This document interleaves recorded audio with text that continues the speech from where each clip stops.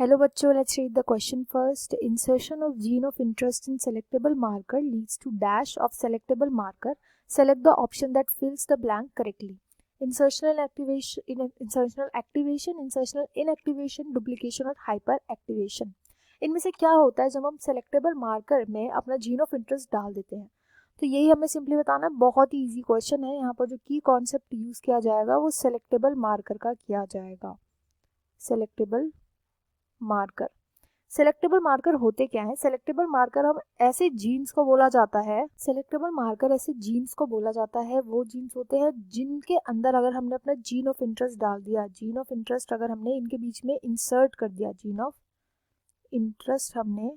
Interest जब हमने अपना इंसर्ट कर दिया और ये जीन अब फंक्शनल नहीं रहा, मतलब अब ये प्रोटीन नहीं बना सकता, ये कोई प्रोटीन नहीं बना सकता, तो ऐसे जीन्स को हम बोलते हैं सेलेक्टेबल मार्कर, क्योंकि ये हमें हेल्प करते हैं ट्रांसफॉर्मेंट्स और नॉन ट्रांसफॉर्मेंट्स में डिफरेंशिएट करने में.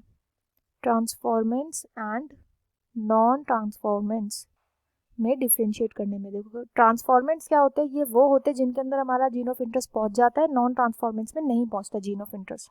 इनमें डिफरेंशिएट करने में हेल्प करते हैं सिलेक्टेबल मार्कर्स, ऐसे जीन्स को बोला जाता है. अब जब ये जीन्स प्रोटीन नहीं बना पाते, तो पहले जीन था, खुशी खुशी रह रहा था, अब इस जीन के बीच में हमने अपना जीन ऑफ इंटरेस्ट डाल दिया, तो इस वजह से क्या होगा, जो प्रोटीन ये प्रोड्यूस कर रहा था अब ये प्रोटीन प्रोड्यूस नहीं कर पा रहा. इस वजह से क्या हो गया, जीन इनएक्टिवेट हो गया यहाँ पे. तो यहाँ पे इंसर्शनल इनएक्टिवेशन हो जाता है. इंसर्शनल इनएक्टिवेशन का मतलब होता है हमने कोई जीन यहाँ पे इंसर्ट कर दिया, इस वजह से ये जो ओरिजिनल जीन था ये इनएक्टिवेट हो गया. इंसर्ट करने की वजह से हमारा जीन ऑफ इंटरेस्ट, ये जो ओरिजिनल जीन था ये इनएक्टिवेट हो गया, अब अपना प्रोटीन नहीं बना पा रहा है. तो इस फिनोमेना को बोला जाता है option second, insertional inactivation. I hope you understood well. Best of luck and thank you.